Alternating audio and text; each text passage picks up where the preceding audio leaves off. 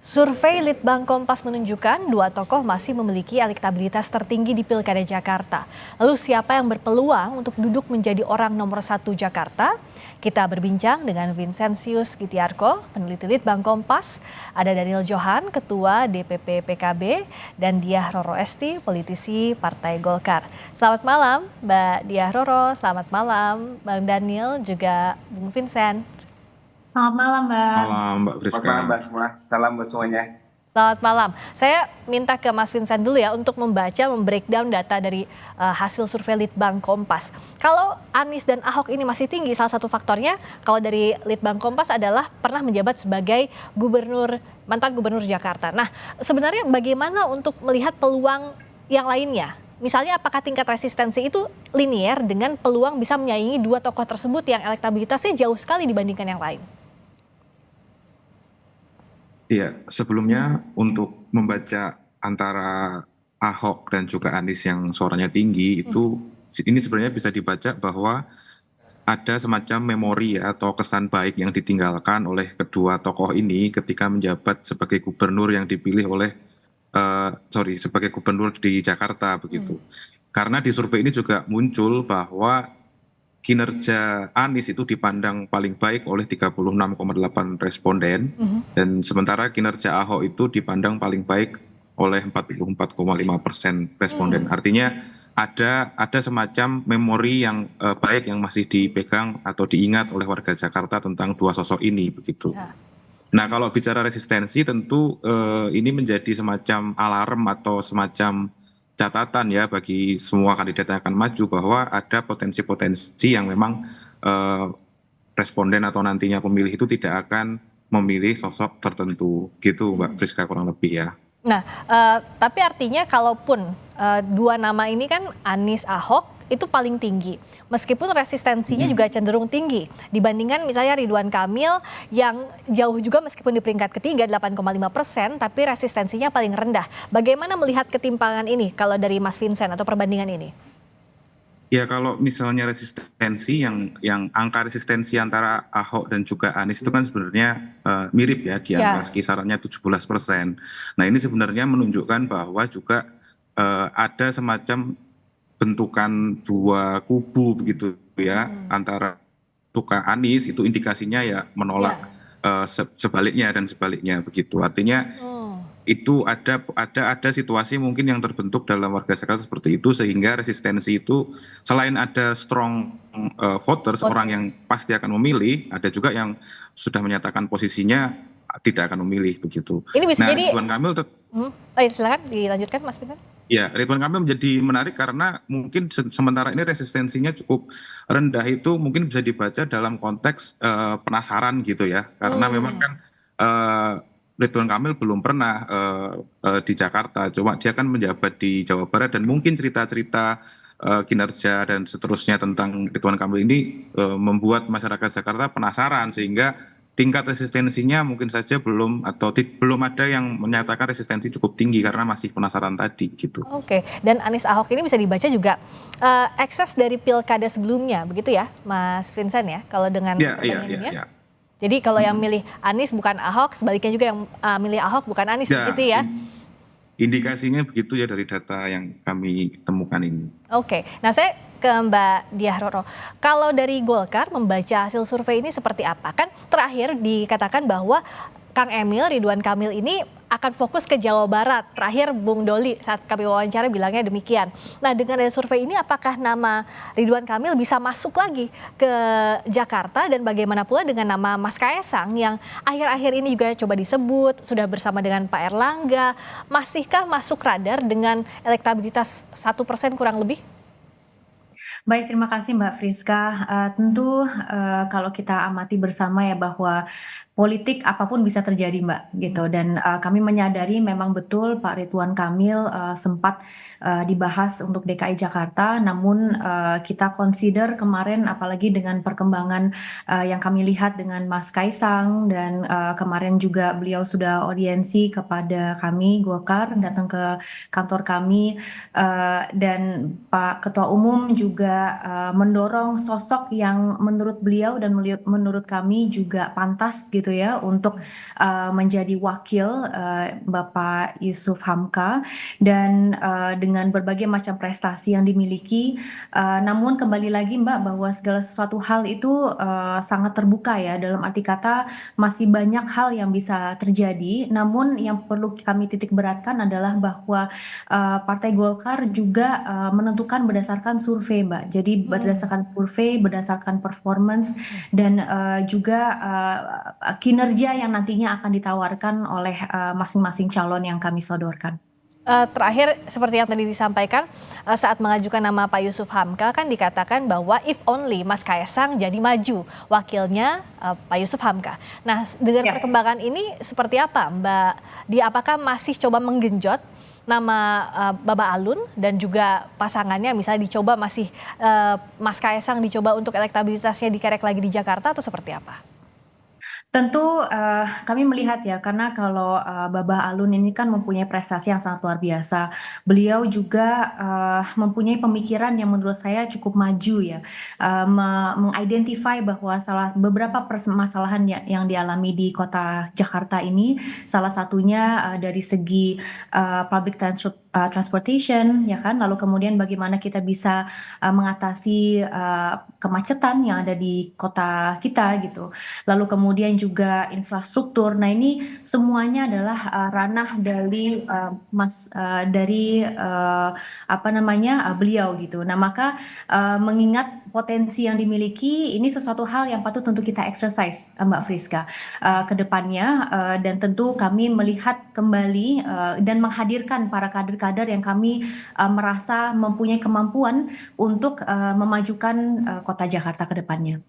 Oke, kalau dari PKB seperti apa sejauh ini sikapnya Bang Daniel? Apakah masih nama Mas Anies yang jadi prioritas? Karena terakhir kan Gus Imin bilang bahwa kami mencari siapa pasangannya, wakilnya yang akan mendampingi Mas Anies. Artinya apakah masih fokus untuk lobby posisi wakilnya Mas Anies atau seperti apa?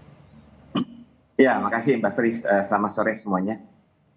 Tentu kita terima kasih ya atas hasil dari survei Litbang Kompas yang hari ini dirilis. Dan kita bersyukur sekarang Pak Anies tetap masih di posisi yang kuat teratas ya. Sejauh ini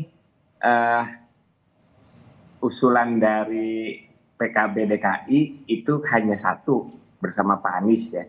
Dan yang terkuat saat ini masih kasnya bersama dengan Pak Anies. Sehingga posisi wakil itu yang akan menjadi pembahasan bersama nanti dengan partai-partai koalisi ya, sehingga kita ini masih dalam rangka memberikan peluang kepada seluruh koalisi untuk membahas bersama siapa nanti wakil terbaik dari Pak Anies yang untuk memastikan kemenangan nanti untuk di Pilkada DKI nanti.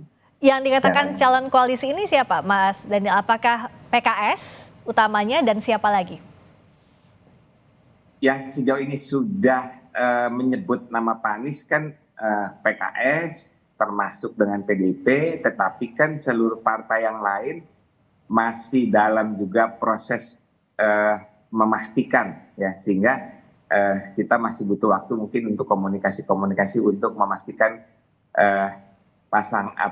pasangan-pasangan sekaligus dukungan-dukungan sehingga nanti terbentuk koalisi yang pasti nanti.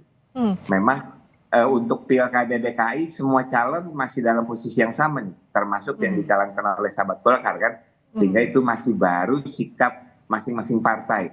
Kita berharap ke depan bisa terbentuk koalisi yang lebih pasti sehingga ada pembahasan yang lebih maju ke depan. Artinya Bang Daniel, peluang untuk membentuk poros baru dengan PDIP sejauh ini tertutup. Lebih ingin bersama PKS, PKB, coba menggayat PDIP untuk mendukung Mas Anies sebagai cagupnya. Kita sangat terbuka kok dengan PDIP, bahkan termasuk dengan Golkar. Ya. Kalau misalkan tidak terwujud Mas Kaisang misalnya dengan Bapak Alun, bisa saja nanti Pak Anies dengan Bapak Alun. Nah, yang penting kan dibahas dengan baik bersama koalisi, dan koalisi bersama-sama menganggap itu menjadi pasangan yang terbaik. Oke, kalau Mbak Dia lihatnya seperti apa? Apakah mungkin nih tawaran koalisi bersama dengan PKB, PKS, atau bahkan PDIP, atau Kim ini ada batasnya? sulit untuk mendukung Mas Anies? Kalau tidak mungkin sih tampaknya tidak, tapi sulit sejauh ini untuk mendukung Mas Anies. Jadi kalau dari Partai Golkar kami memang mengutamakan yang masuk di dalam koalisi KIM ya Mbak ya, dan ini berlaku untuk lintas provinsi di seluruh Indonesia. Namun tentu kembali lagi apa yang telah disampaikan bahwasanya kami juga akan melihat dengan berjalannya waktu bagaimana, mengingat politik sangat berdinamis ya Mbak ya, dan kita juga ingin pada intinya mendorong sosok yang mampu menjawab segala bentuk permasalahan yang dialami oleh masyarakat khususnya yang tinggal di kota Jakarta, dan permasalahannya itu sangat amat luas, sangat banyak, dan untuk memilih kader yang tepat, mengingat ini juga masih banyak waktu ya Mbak, kita masih ada sampai bulan Agustus untuk menetapkan secara fix gitu, dan kita akan melihat bagaimana ke depannya. Jadi 40 hari kurang lebih ini bisa dianggap panjang, tapi juga cukup singkat harusnya untuk mencari siapa kalau ya, betul. Kalau dari Mas Vincent nih, kalau lihat dari tadi yang disampaikan oleh Bung Daniel misalnya, bahwa kalau dari koalisi, calon koalisinya PKB, PKS misalnya, atau coba menggait PDIP, itu masih Mas Anies. Tapi kalau dari Golkar bersama Koalisi Indonesia Maju ini masih mengeksersis sejumlah nama, termasuk Mas Kaisang juga Babah Alun. Nah, sebenarnya kalau dari survei ini kan dilakukannya Juni ya Mas ya, Mas Vincent.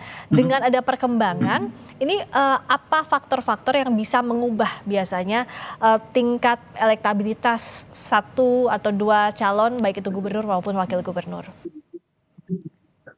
Iya, tentu ketika seorang calon sudah pasti akan diusung gitu ya, dan masyarakat publik sudah tahu siapa yang akan maju gitu, tentu pandangan publik terhadap calon-calon itu lebih spesifik lagi begitu ya.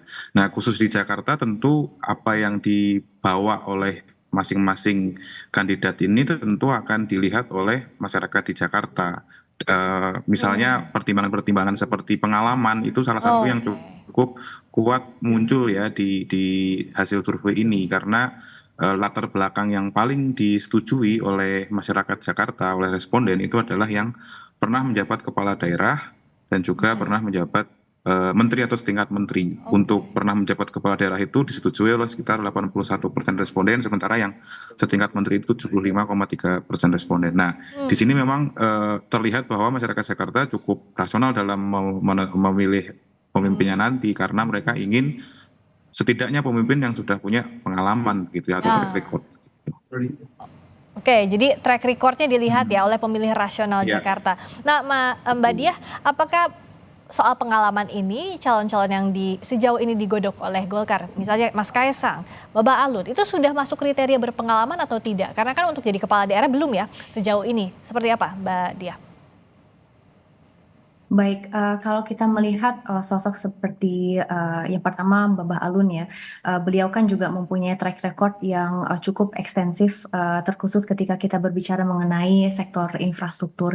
Banyak sekali pemikiran-pemikiran beliau yang ingin sekali untuk mengatasi permasalahan kemacetan yang dialami di kota Jakarta, lalu kemudian berbagai macam bentuk public transportation, MRT, LRT, dan Transjakarta. Banyak sekali pemikirannya yang beliau ingin memajukan sektor ini agar kemudian tidak terjadinya jalan besar yang kondens gitu ya, yang terlalu ramai padat dengan mobil, dan bagaimana kita bisa gaya hidup kita itu bisa kita normalize dengan menggunakan transportasi umum. Nah, ini juga menjadi salah satu hal, belum lagi hal-hal lainnya gitu ya Mbak ya.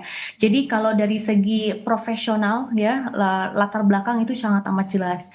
Ketika kita berbicara mengenai tadi disebut Kang Ridwan Kamil juga, itu udah jelas juga track recordnya seperti apa. Beliau pernah menjabat sebagai gubernur, dan dalam bentuk inovasinya sudah tercantum lah, kita bisa melihat bagaimana memajukan wilayah itu gitu. Dan kalau kita berbicara mengenai Mas Kaisang, walaupun bisa dibilang relatively new, tapi sebagai bagian dari generasi penerus bangsa ya, sebagai kaum muda muda yang mempunyai gagasan dan melalui kepemimpinannya sebagai Ketua Umum PSI, beliau juga menunjukkan bagaimana mengedepankan leadership di dalam internal PSI-nya. Kita melihat juga karena kemarin sempat audiensi dengan Golkar, nilai-nilai seperti itu kami rasa sangat amat penting untuk kita junjung ke depannya, dan mengingat bahwa ini sama aja kayak nyari jodoh, Mbak. Kalau misalnya berpasangan ini kan yang pertama cocok atau tidak, lalu kemudian apakah bisa saling melengkapi gitu. Mungkin yang kurang di calon gubernurnya bisa diisi oleh wakil gubernurnya dan vice versa gitu. Jadi kita menikmati proses pencarian jodoh ini agar kemudian kita mampu untuk mengedepankan pembangunan yang terbaik untuk Kota Jakarta. Nah, kalau Bang Daniel, gimana proses lobby yang berlangsung saat ini, terutama kalau PKB dan partai lain pasti ingin mendapatkan kotel efek maksimal dengan jadi wakilnya Mas Anies kalau misalnya ingin mencalonkan sebagai wakil gubernur. Nah, sejauh ini seperti apa proses lobbynya dengan PKS misalnya yang sudah mencalonkan Anies Sohibul, sudah declare Anies Sohibul Iman? Ya, sejauh ini semua sedang berjalan ya, meskipun beberapa minggu yang lalu masih agak cair, tetapi kita berharap ke depan karena awalnya itu kan semua menganggap waktu masih banyak nih, meskipun sekarang tinggal 40 hari ya, makin ke depan waktu akan semakin singkat. Kita meyakini makin dekat waktu tentu pembahasan nanti akan semakin solid. Tadi kita melihat Pak Ahok juga masih tinggi ya. Nah, sehingga nanti pasangan misalkan dengan Pak Anies dengan calon wakil yang dari PDIP juga kami anggap itu juga sesuatu yang menarik, sesuatu yang memberikan nilai tambah bagi kemenangan pencalonan Pak Anies nanti ya. Jadi dua kekuatan antara yang menjadi kekuatan utama Pak Anies di Jakarta Timur, Jakarta Pusat Selatan bisa diimbangi dengan kekuatan di Jakarta Barat dan Utara. Nah, itu pun juga kekuatan sahabat PKS itu menjadi kekuatan yang penting juga untuk Pak Anies. Nah, sehingga nanti lihat konfigurasi yang terbaik itu seperti apa. Mudah-mudahan tadi Mbak Dia udah bilang ini masalah jodoh, yang kita harap bukan cinta buta, tetapi cinta yang membawa kebaikan untuk masyarakat Jakarta nanti. Bagaimana jangan cinta buta, tapi memang susah ya, susah-susah gampang ya cari jodoh ini untuk menentukan wakilnya apakah disetujui juga oleh partai politik. Nah, kalau Mas Vincent sebenarnya apa yang membuat Jakarta ini berbeda untuk dibaca secara politik begitu? Karena kan kalau daerah lain misalnya sudah misalnya dari kapabilitas atau dari pengalaman saja. Tapi kalau di sini kan ada bagaimana formasi dari koalisi yang akan mengusung masing-masing calon, termasuk juga tidak ada yang punya golden ticket untuk di Jakarta, Mas Vincent.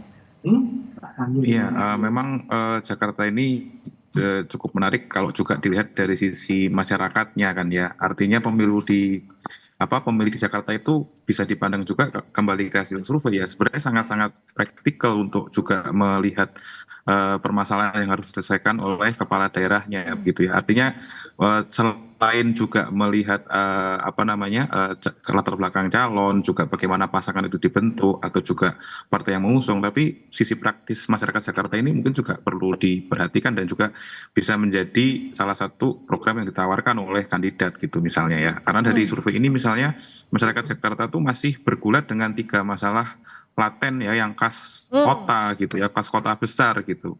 Seperti misalnya dari kita juga menanyakan kan ada sejumlah indikator yang kita tanyakan ketika masyarakat Jakarta mengevaluasi pemerintah daerahnya. Nah, ternyata masalah kemacetan itu masih mendapatkan skor yang relatif rendah begitu ya. Artinya masalah kemacetan lalu diikuti soal polusi udara dan ditambah dengan kriminalitas itu masih menjadi sebuah indikator juga ketika misalnya ada calon yang sudah terbentuk, lalu apa sebenarnya sisi program praktis yang bisa dilihat oleh masyarakat Jakarta untuk mengatasi masalah-masalah laten ini, itu Mbak Priska ya. Jadi ini menjadi sangat khas pemilih masyarakat kota gitu ya. Mungkin di wilayah lain yang tidak sebesar Jakarta ukuran kotanya mungkin situasinya akan beda gitu.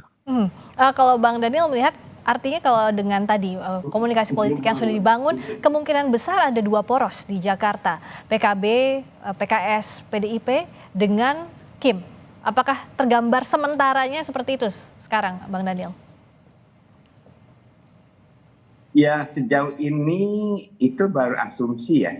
Tetapi kan agak sulit diprediksi karena memang belum ada satu partai pun yang secara fix sudah bisa punya tiket untuk maju. Ya, koalisi yang terbentuk belum secara final, tetapi masih cair. Nah, tetapi ya banyak orang, banyak pengamat memprediksi seperti itu akan ada 2 calon. Dan kita menyambut calon apapun yang terjadi nanti, dan kita meyakini nanti calon yang diusung oleh PKB itu mungkin yang terbaik. Kalau dari Mbak Diah gimana melihatnya? Apakah potensi head to head dengan Mas Anies ini yang disiapkan oleh Kim salah satunya? Yang paling pentingnya itu?